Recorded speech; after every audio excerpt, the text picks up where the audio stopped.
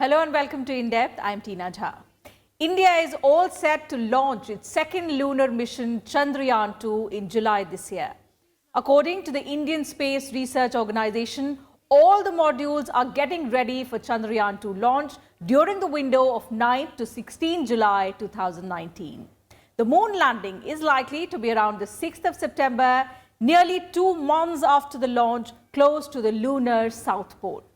If successful, India will become only the 4th country in the world to land on the moon after Russia, the United States of America and China. Chandrayaan 2 was originally scheduled for launch in January this year, but due to multiple complexities in the mission, it was deferred to April. But now, with various tests completed and in the final stages, Chandrayaan 2 has got another launch window, that is in July. On the show today, we'll tell you all about India's ambitious second lunar mission, the various features of Chandrayaan 2 and what all it is likely to explore on its mission to the moon. Besides, we'll also talk about the achievements of the Chandrayaan 1 mission and India's highly successful space odyssey.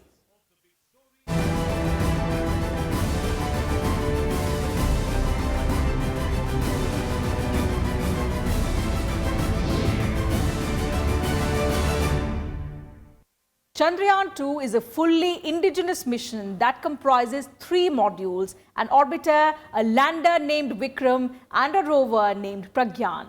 It will be launched on board a GSLV Mark III rocket, which is a 3-stage heavy lift launch vehicle designed to carry 4-ton class satellites into geosynchronous transfer orbit. Now, all 3 modules of Chandrayaan 2, the orbiter, lander as well as rover are getting ready for a July launch. The orbiter and lander modules will be interfaced mechanically and stacked together as an integrated module and accommodated inside the GSLV Mark III launch vehicle. The rover is housed inside the lander.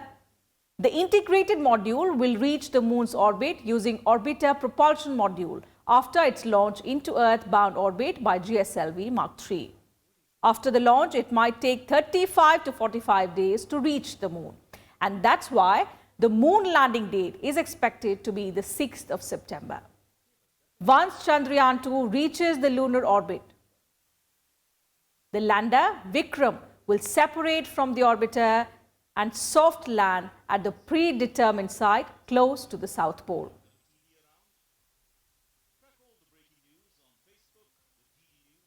The South Pole, till now, has not been explored by other countries. The rover will roll out for carrying out scientific experiments on the lunar surface.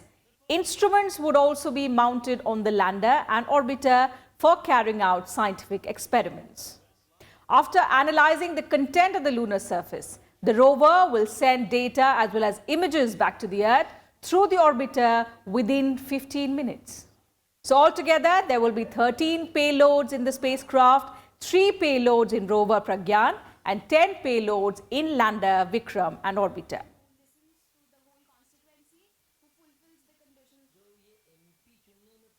Like Earth, moon also there is day and night.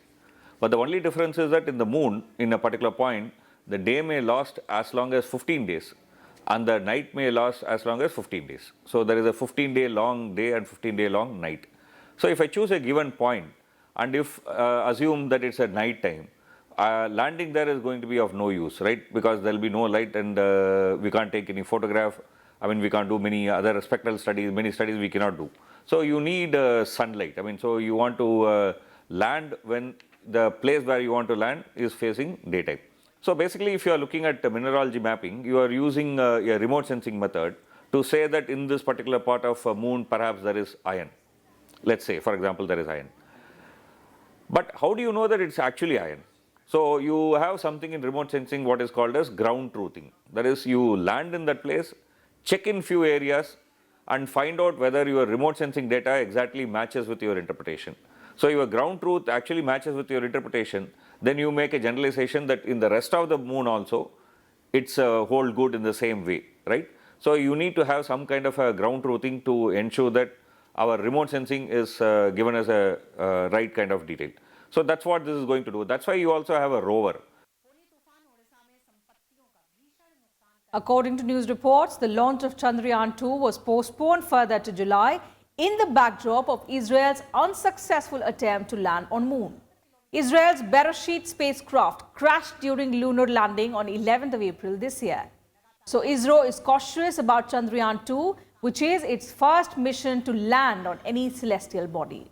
In fact, the landing of the 3,290 kilogram Chandrayaan 2 spacecraft will be much more difficult than Israel's Bereshit. Bereshit tried to touch down on a plain of solidified lava known as the Sea of Serenity, which has a flattened surface and more exposure to the sun, while Chandrayaan 2 will explore the South Pole, so far an uncharted territory. Only China's Chang'e 4 spacecraft had recently in January landed on the moon's far side, also known as the dark side, because it faces away from the Earth and is comparatively unknown. One of the unique feature of this landing is India has been focusing on the South Pole on Moon. Whereas if you look at all the Apollo programs, or even the earlier Soviet programs, they have all landed on the equator of the Moon. So we are going to the pole, that is South Pole, where there is a huge belief that substantial amount of ice in the form of, in the shadow regions of craters of Moon are available. So if we really have a surface water, then it would be a good place if you want to do any activity on the surface of Moon. And let's now talk about India's first lunar mission, Chandrayaan 1. It carried 5 scientific payloads and also detected evidence of a hydrogen-oxygen chemical bond, the lunar water, and examined radioactive elements on the surface that reflected the presence of ice on Moon. It provided ISRO with a high-resolution map of the Moon's surface. The operations of Chandrayaan 1 were originally planned to last 2 years, but the controllers permanently lost communication with the spacecraft on 28th of August 2009. The mission, however, helped scientists determine 95% of their objectives by providing new insights in understanding the Moon's origin and evolution. 0 plus 1 plus 2 Chandrayaan plus 1 3 was India's plus 4 first lunar probe, plus 5 seconds. launched successfully by the Indian Space Research Organisation on 22nd October 2008 from Satish Dhawan Space Centre in Sriharikota.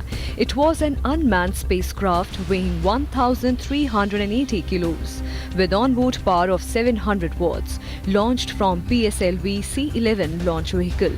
The satellite made more than 3,400 orbits around the Moon. The spacecraft carried 11 scientific payloads built in India, UK, USA, Germany, Bulgaria and Sweden. The mission comprised an orbiter and an impactor. The spacecraft was designed to study the Moon, including chemical, mineralogical and photogeologic mapping, orbiting around it at the height of 100 kilometers from the lunar surface. The mission provided a major boost to the Indian space program as India effectively researched and indigenously developed the technology to explore the Moon. The main objectives of the mission were to design, develop, launch and orbit a spacecraft around the Moon using an Indian-made launch vehicle, to conduct scientific experiments using instruments on the spacecraft which would yield results. Prepare a three-dimensional atlas of both the near and the far sides of the Moon, mapping chemical and mineralogical features of the entire lunar surface at high spatial resolution, mapping particularly the chemical elements magnesium, aluminium, silicon, calcium, iron, titanium, radon, uranium and thorium. Increase scientific knowledge, test the impact of a sub-satellite on the surface of the Moon as a forerunner to the future soft landing missions, detect water ice on the Moon. The launch of Chandrayaan 1 was a feather in the cap of Indian space establishment, particularly because in the first attempt itself, Chandrayaan was launched successfully, and it also went around the Moon's orbit successfully. But then the real benefits came one after another. First of all, water was detected in the subsoil region. This was clear from the various instruments on board Chandrayaan 1. And then Chandrayaan also, through its terrain mapper, it found out that there is one underground tunnel, what they call lava tube, which is about 1.7 kilometer long and 120 meters in diameter. And such lava tubes are going to be very, very useful when one wants to look for lunar colony establishment, because then you can have people staying inside that lava tube. You could have oxygen circulating, proper air conditioning, and sufficiently shielded from high energy particles. Chandrayaan 1 detected evidence of water across the lunar surface. NASA's instrument, Moon Mineralogy Mapper, aboard Chandrayaan 1 helped to find the existence of water molecules on the lunar surface. Its findings also include confirmation of the magma ocean hypothesis, meaning the moon was once completely molten. Terrain mapping camera on board Chandrayaan 1 has recorded images of the landing site of US spacecraft Apollo 15. They have also enabled scientists to study interaction between the solar wind and a planetary body like Moon without a magnetic field. Chandrayaan 1's X-ray spectrometer has detected titanium, confirmed the presence of calcium, and gathered the most accurate measurements yet of magnesium, aluminium, and iron on the lunar surface. India emerged as the fourth country in the world to hoist its flag on the lunar surface. After almost a year due to several technical issues and contact failure, on August 29, 2009, the ISRO officially declared the mission over. Chandrayaan 1 operated for 312 days against the planned 2 years, but was successful by achieving 95% of its planned objectives. Bureau Report, Rajya Sabha TV. For the year 2019, the Indian Space Research Organization has planned 32 missions, some of which have successfully been launched. The ambitious second lunar mission, Chandrayaan 2, will be launched in July, while the most awaited Gaganyaan mission will be launched in the year 2022. To boost innovation and creativity and galvanize high-tech aerospace industry, ISRO has lined up many plans in the near future. It plans to send 2 unmanned missions to space in December 2020 and in July 2021. Chandrayaan 2 is a significantly important mission, and it is a value addition than what we have done Chandrayaan 1. Almost more than a decade back in 2008 we had launched Chandrayaan 1 mission. In Chandrayaan 2 mission, the difference is going to be, in Chandrayaan 1 we had an orbiter.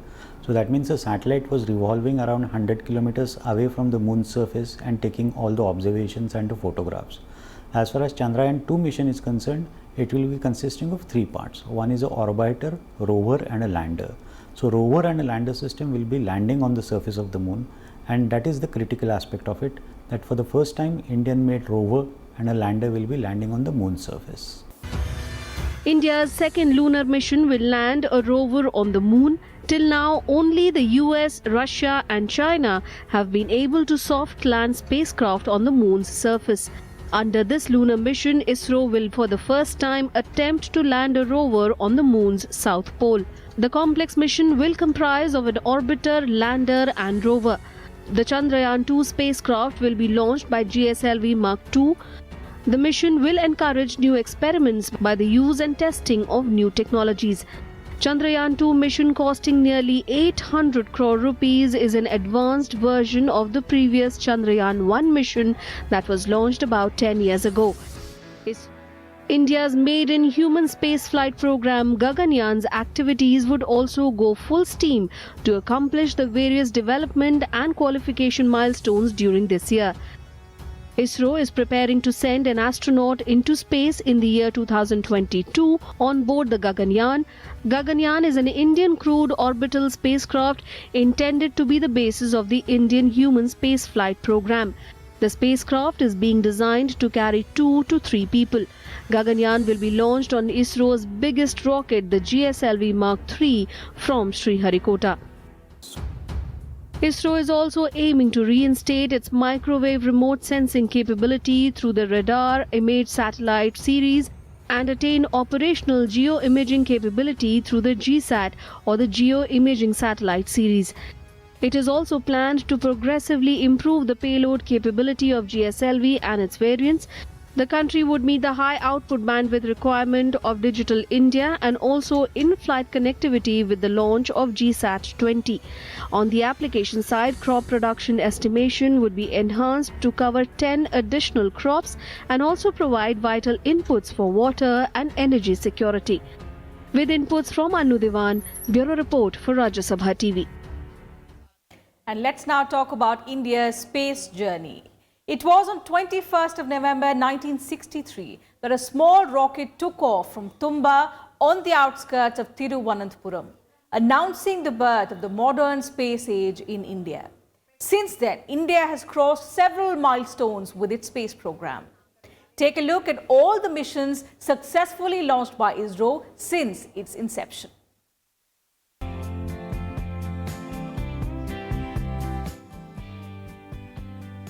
Space exploration in India began in 1960s. Dr. Vikram Sarabhai was a physicist and industrialist who initiated space research and helped develop nuclear power in India. He is also popularly known as the father of India's space program. Sarabhai was instrumental in establishing the Physical Research Laboratory in Ahmedabad after returning from Cambridge in 1947.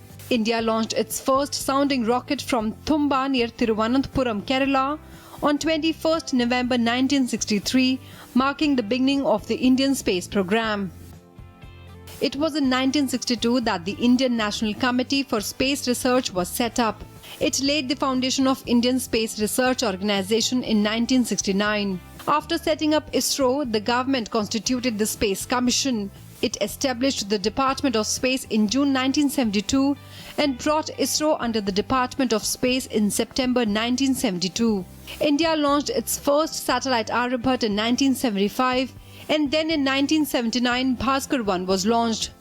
Aryabhat weighed 360 kilograms. On 10th August 1979, ISRO launched a series of satellites and named the mission Rohini.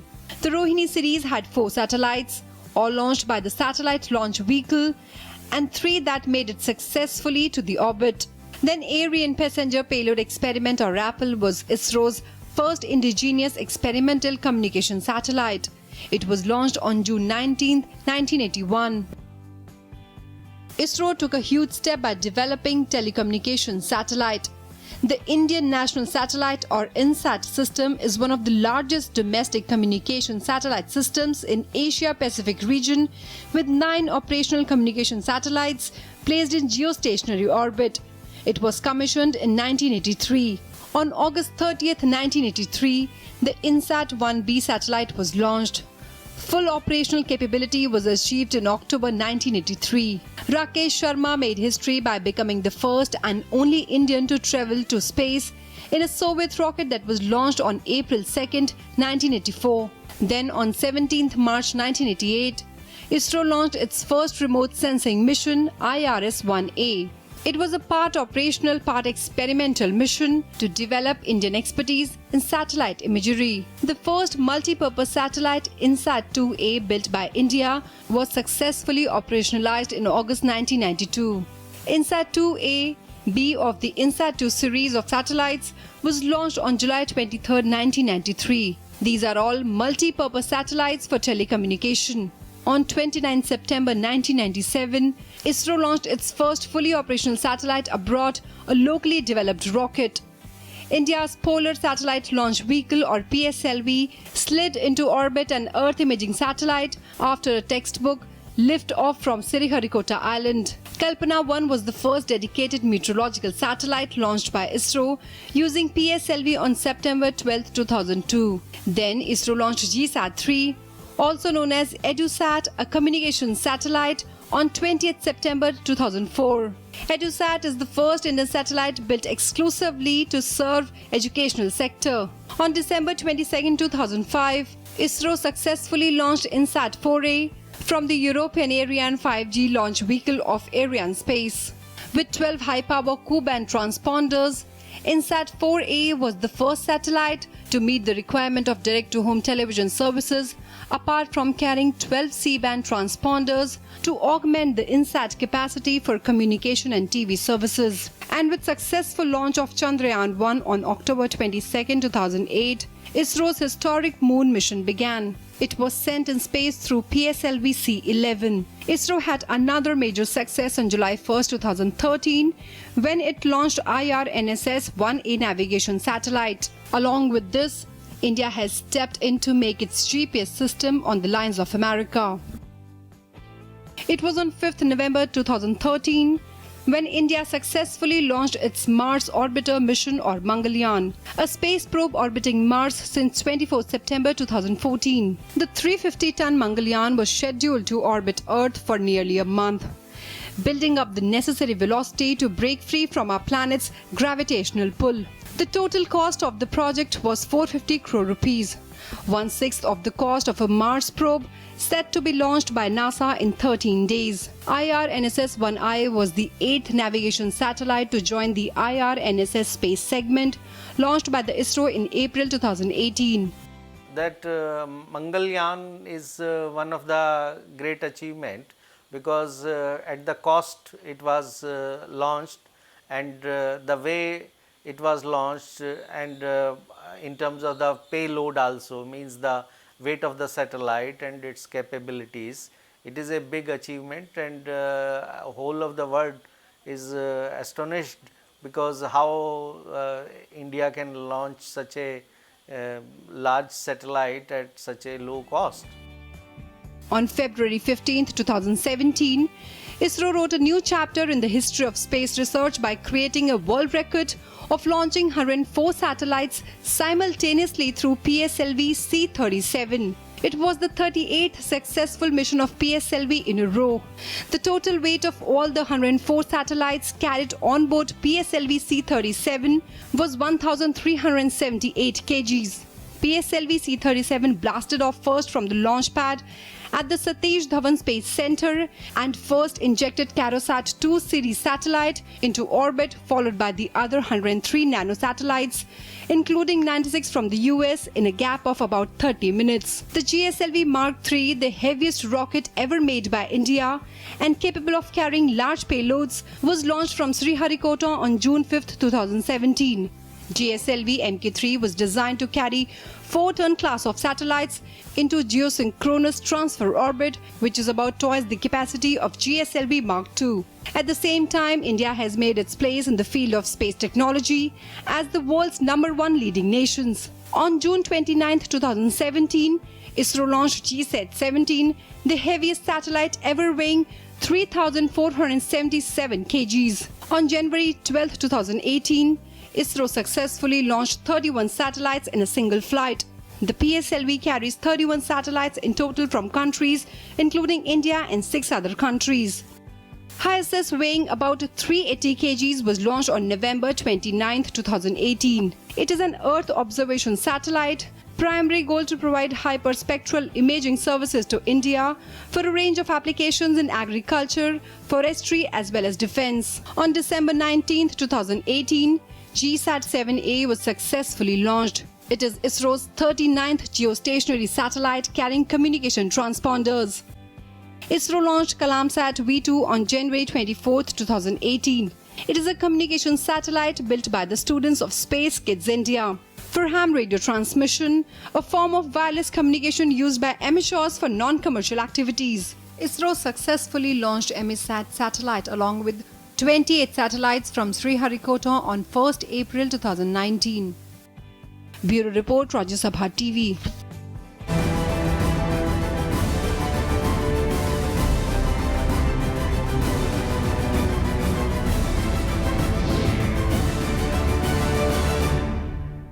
And that's it from us in this edition of In Depth. You can also watch our program online on YouTube and Twitter. And don't forget to send your feedback and suggestions about our program. Thank you very much for watching.